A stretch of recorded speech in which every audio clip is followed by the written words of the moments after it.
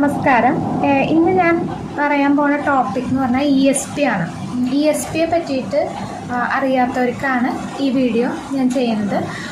അതായത് ESP എന്ന് പറഞ്ഞാൽ എക്സ്ട്രാ സെൻസറി പെർസെപ്ഷൻ.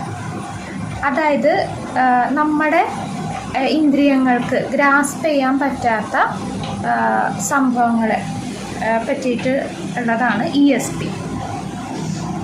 അതായത് നമുക്ക് ഒരു പ്രത്യേക ഫ്രീക്വൻസിയിലുള്ള ശബ്ദം മാത്രമേ നമ്മുടെ ചെവികൾക്ക് ആക്സെപ്റ്റ് ചെയ്യാൻ പറ്റുള്ളൂ. അതിനും താഴെയുള്ള കുറേ ഫ്രീക്വൻസിയിലുള്ള ശബ്ദമൊന്നും നമുക്ക്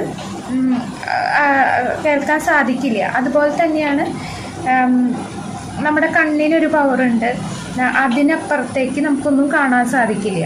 അപ്പോൾ നമ്മുടെ ഇന്ദ്രിയങ്ങൾക്ക് എല്ലാത്തിനും ഒരു പ്രത്യേക പരിമിതികളുണ്ട്.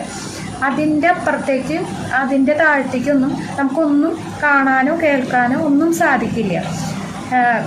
നമ്മുടെ ചെവിക്ക് എത്രേ ഫ്രീക്വൻസി അക്സെപ്റ്റ് ചെയ്യാൻ പറ്റുള്ളൂ എങ്കിലും അതിലും താഴെയുള്ള ഫ്രീക്വൻസികൾ ഇല്ലാതിരിക്കുന്നില്ല, അതുണ്ട്. അതുപോലെയാണ് എല്ലാം. അതുപോലെ തന്നെ ചിലവർക്ക് ഒരു കപ്പാസിറ്റി ഉള്ളത് ഇതിനൊക്കെ അവർക്ക് ആക്സെപ്റ്റ് ചെയ്യാനുള്ള ഒരു കഴിവ്, ആ ശബ്ദത്തിനെയല്ല, അങ്ങനെ എക്സ്ട്രാ സെൻസറി ആയിട്ടുള്ള സംഭവങ്ങളെ ഗ്രാസ്പ് ചെയ്യാനുള്ള ബ്രെയിൻ കപ്പാസിറ്റി ഉള്ള ആൾക്കാരുണ്ട്. അപ്പോൾ അവർക്ക് നമ്മൾ കേൾക്കാത്തതും നമുക്ക് കാണാൻ സാധിക്കാത്തതിനൊക്കെ അവർക്ക് കാണാനും കേൾക്കാനും സാധിക്കും.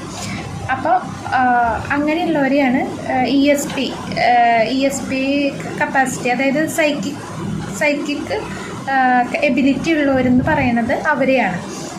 അവർക്ക് അപ്പാരിഷൻ അതുപോലത്തെ സംഭവങ്ങളുണ്ടല്ലോ, നമുക്ക് കാണാൻ സാധിക്കാത്ത പല സംഭവങ്ങളെയും കാണാനായിട്ട് അവർക്ക് സാധിക്കും.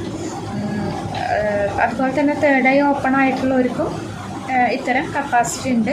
തേർഡ് ഐ ഓപ്പൺ അല്ലാത്തവർക്കും ഈ പറഞ്ഞ പോലെ ചിലവർക്ക് അതിനുള്ള എബിലിറ്റി ഉണ്ട്. അപ്പം അതാണ് ESP, എക്സ്ട്രാ സെൻസറി പെർസെപ്ഷൻ.